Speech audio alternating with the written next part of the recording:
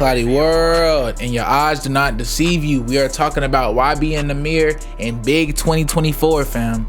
So let's break down how this man YBN Nahmir got his chain snatched, dog. So I'm gonna just roll the video. Now, as we can see, man, this dude just got it just gets worse and worse for this man YBN Nahmir. And let's really break that down a little bit. When people were first coming up and hearing about YBN Nahmir, many people first heard about his song Rubbing Off the Paint. This was also a huge song at the time, and also was blowing up because another young artist around the same age from a similar area was going through a big case, which was Tay K when he did The Race. And YBN Nahmir even had a slight sneak diss of that man Tay K's way, where at the time they both weren't that really big yet, even though Tay K was bigger than him in the moment. And so as these things are going on, I wondered that how did YBN, which had some of the strongest members starting off, YBN Almighty J, YBN Corday, and YBN Nahmir, somehow break up and then also lose all their buzz altogether. Now, YBN Nahmir kept having some pretty big heavy hits, bruh. Even when going through the years, he's had a pretty big hit almost every year except for the last two. It really just makes you think about what happened with YBN Nahmir and kind of what went further.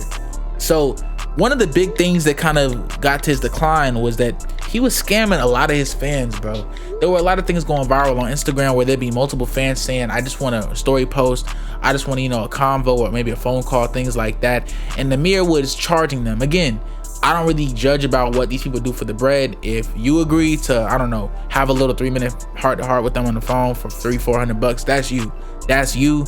I'm not gonna say if it's weird or not. Y'all paid and had that agreement. That's what y'all are on. You can't say one person's weird. If anyone was weird, they both be weird in that scenario. Let's break that down though. So Nahmir, people trying to charge and offer features and stuff like that, and he's just stealing the money, bro. And it's crazy because this man literally came up off the Xbox servers, bro, off the Xbox Live servers and off that earlier stuff of where people don't understand, like, this dude wasn't just some hard gangster or just some person that had street knowledge. He had Xbox servers where he played with other artists and people like that. And people need to understand that this new rap and hip-hop era is not defined off the streets, it's defined off the internet. Discourse can have street dudes and it can have regular degglers, bro. A lot of these big artists are just regular kids that know how to market and know how to push a certain sound. Even Rich Amiri got exposed for having his photo from high school leak where bro got the geeker glasses.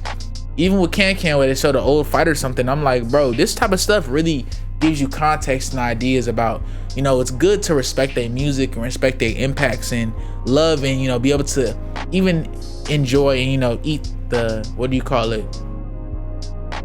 The vibes and the energies and, digest what they're bringing to the table artistically, stuff like that, you feel me?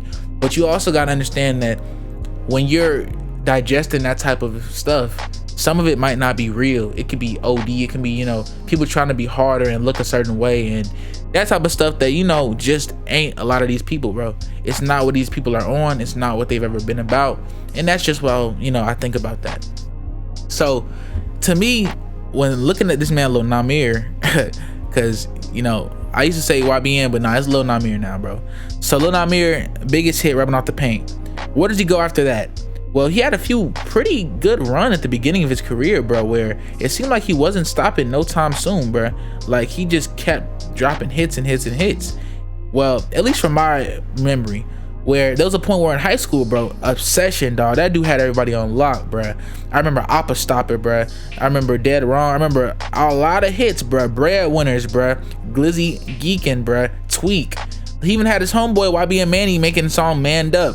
Bounce out with that. Like, he had enough hits to me at least be considered a rapper that if you just make your hits and make a little song or two every now and then, you can be a consistent person in the game.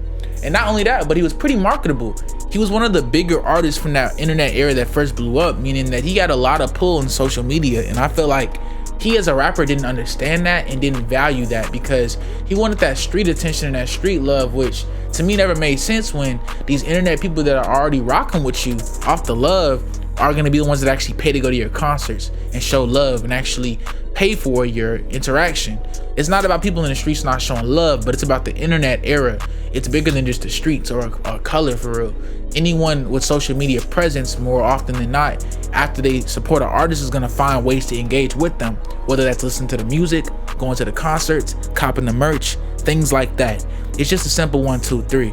So when seeing this man YBN Nahmir consistently scam and finesse his fans time and time and time again, it really showed me that he doesn't value not only his fan base, but he also doesn't understand what power and, you know, what skills are being brought to the table if he really locked in.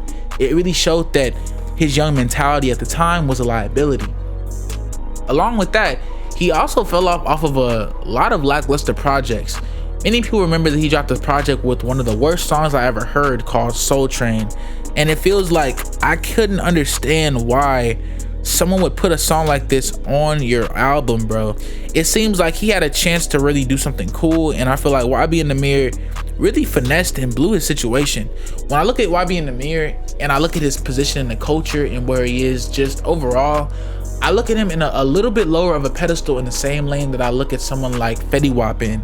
Not to compare them in hits and things like that, but to compare them in a way of that they fell off a lot of times, but because of some type of charm or respect or charisma or aura, or just what they bring and the energy that they bring apart, people have given them a lot of chances to come back on, bro.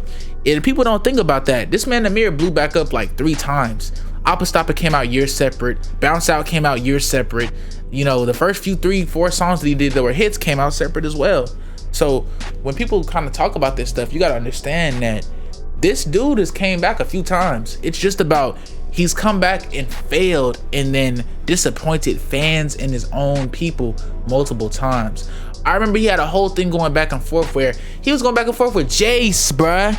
He got pressed by Jace, bruh, over not being real with the gang stuff. And that's why I really didn't understand, bro. I never understood why he was pressing that stuff so heavy, dog, because you're not about that. Even if you're about that now, or about that now that you have the emotion and the finesse and stuff like that, having that upbringing, bro, you could just handle business and be looked at like that. But because you're trying so hard to be looked at like that, you're never gonna be looked at like that. It's simple math, bro.